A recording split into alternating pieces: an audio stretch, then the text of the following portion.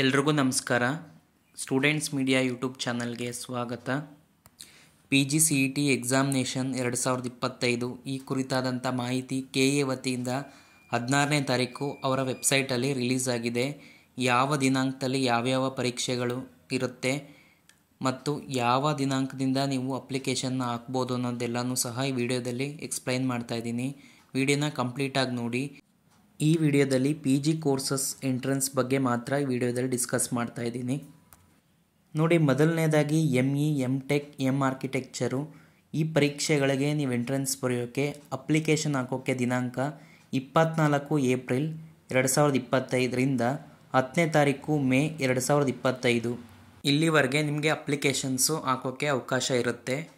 ME, MTech, architecture ಮತ್ತು ಪರೀಕ್ಷೆ ಯಾವಾಗ ನಡೆಯುತ್ತೆ ಅಂತ ಅನ್ನೋದಾದರೆ ನೋಡಿ, ME, MTech, ಆರ್ಕಿಟೆಕ್ಚರು ನಿಮಗೆ ಮೇ 31ನೇ ತಾರೀಕು ನಡೀತಿದೆ.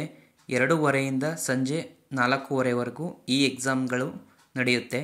ನೆಕ್ಸ್ಟು MCA, MBAಗೂ ಸಹ ಅಪ್ಲಿಕೇಶನ್ ಡೇಟ್ ಹಾಕೋಕ್ಕೆ 24/4/2025 ಇಂದ 10ನೇ ತಾರೀಕು ಮೇವರೆಗೂ ನಿಮಗೆ ಅವಕಾಶ ಇರುತ್ತೆ.